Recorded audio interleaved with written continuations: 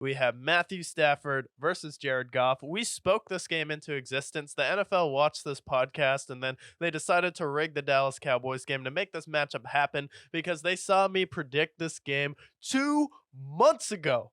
2 months ago, I predicted this would happen. I said the NFL with the Lions and the Rams, who started surging at that time. I was like, how crazy would it be if the Rams got the 6 seed? The Lions were the 3 seed. And then we saw Jared Goff versus Matthew Stafford. I thought the Lions would be the 2 seed and the Rams would be the 7 seed, but it all ended up working out in the end. Sean McVay rolled out Jared Goff in the middle of the night, shipped him off to Detroit, but he also traded him for Matthew Stafford, got the Super Bowl there. Do you think this means more for Stafford, or do you think it means more for Jared Goff and the city of Detroit, who is reducing the average crime rate statistically this season? I think it's an obvious answer there. It's got to be the Lions. First of all, it's their best season since 1991. Happens to be the last time they won a playoff game.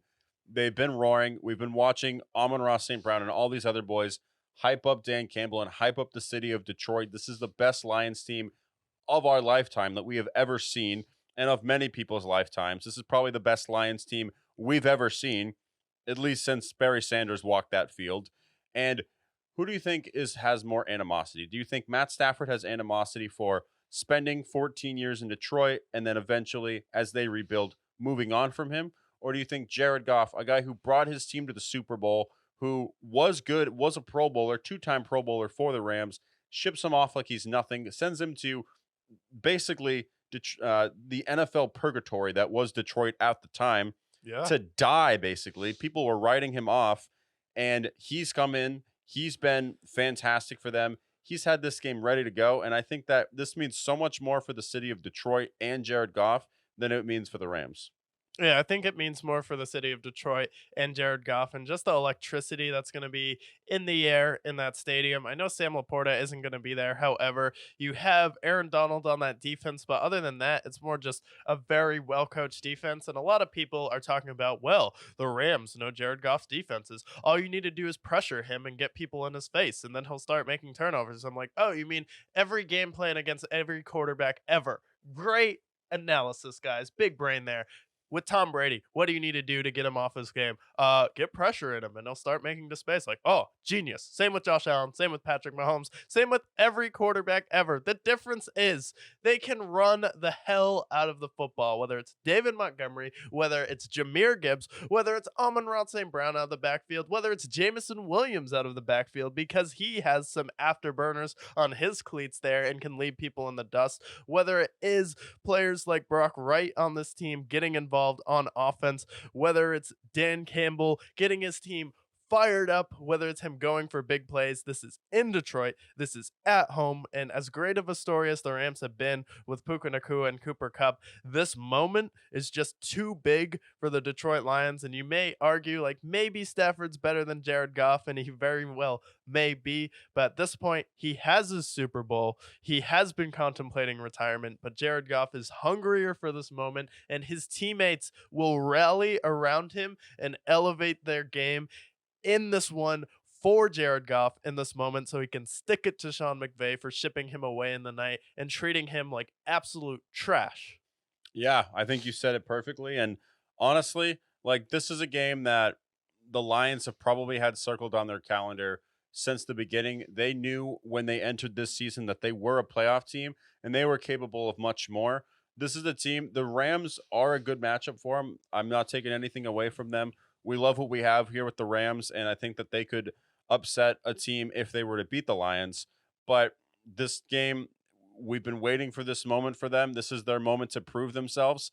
And I think that we've talked about hurdles with the Lions over the last several weeks, and really since the beginning of the season, these obstacles that they're going to have to overcome. It started with the Chiefs game, beating the defending champs. Yeah. It happened all the way up until them beating the Cowboys, as we know they did.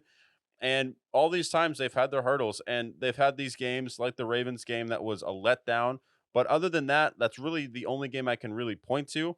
And other than that, they've overcome every loss. They've come back with the vengeance, and they've come and showed that they are one of the best teams in the NFL, especially according to the Brickyard. So I think this is the Lions game to lose, and I think that they're going to make the city of Detroit proud on Sunday night. Yeah, and it's kind of bullshit that the media is already jumping on the Rams bandwagon. They're like, "Oh yeah, let's pick the Rams in this game over the Lions." I'm like, "Do you know what the Lions have been? Are you guys really this dumb?"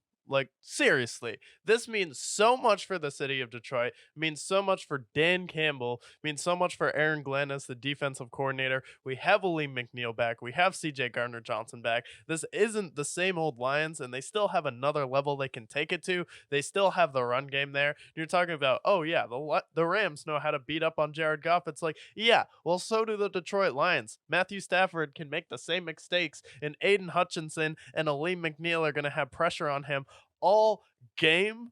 And you think it's just going to be, oh, well, Jared Goff is going to choke. It's like, give me a break. Can we stop ripping on this guy? He's clearly proven that he's not a terrible quarterback in this league, and he's been the heart and soul of the Detroit Lions. And the fact that people are like, oh, yeah, let's casually pick the Rams to win this game. It's like, okay, just wait.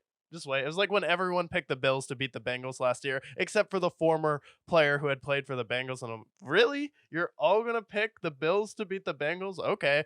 The Bengals are going to blow the Bills out on their home turf. And that's exactly what happened. Yeah, and you heard it here with the Brickyard. We called it ahead of time. We had the Lions at, I believe, 14-3 when we were preview this season. And they should have been 13-4. They should have been 13-4. So we were damn near almost on the dot there. And I think that they're going to prove themselves to be worthy adversaries in this game. And when they win this game, they'll be taking on the winner, most likely, of this Eagles and Bucks game.